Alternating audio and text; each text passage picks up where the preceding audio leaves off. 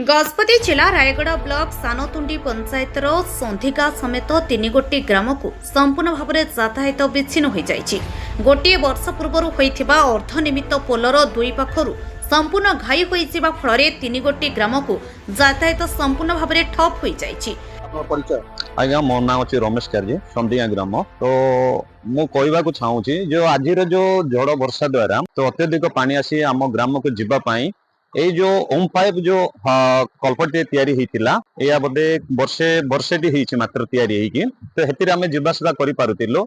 तो आज ये जो वर्षा जड़ आसी दुई पार्श्व कटि जाइए विच्छिन्न हो गला जो द्वारा आमर यही नाड़ आरपटे आम तीन कंड ग्रामवासी आम बास करूँ तथा संधि गाँव बड़वाड़ उपरणाबर 60-70 परिवार आम बसवास करूँ।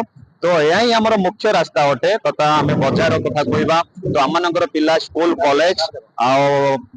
कॉलेज मेडिकल आउ समस्त आमर यही मुख्य रास्ता अटे। तो आज बहुत असुविधार सम्मुखीन होइछु जो द्वारा आज आम कौन प्रकार आम बाहर को जाई पारुना बजार जाई पारुना। तो गत दिन पर्यंत आम प्रशासन आसते प्रशासन तथा पंचायत सरपंच मैडम आओ जीआरएस आओ जेई ए समस्ते आसी किछिटा से माने हमको सहयोग कले बाउंस द्वारा आओ अस्थायी भाव में किसी इमरजेंसी आम तैयारी करूँ अस्थायी पोलटी तैयारी करूँ।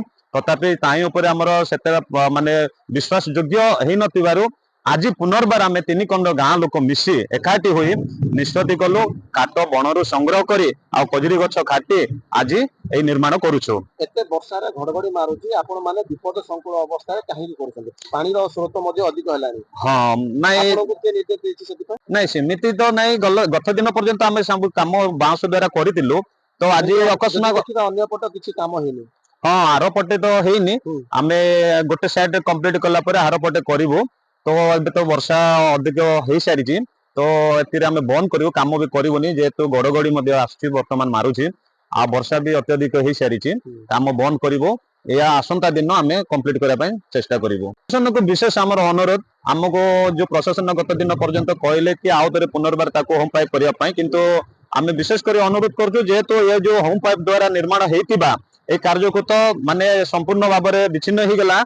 तो आम चाहूँ कि आमर 3 कंड ग्रामवासी आ सरकार को आम अनुरोध करूँ विशेष करी आ गोटे विजु सेतु पोलटे गोटे निर्माण होते आम सरकार को चिर उपकृत हो पारि था।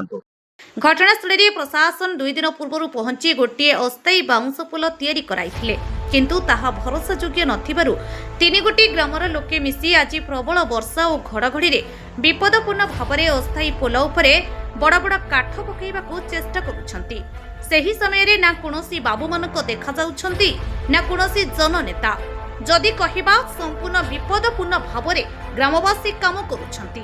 केतेबेले जे काहा उपरे बिजुली पड़िबो केतेबेले जे किए नदी स्रोत रे भासी जिवो कहि हेबो नाही। पारलाखेमुंडीरू Kailash Chandra सोळेसिंग report Utkal mail TV.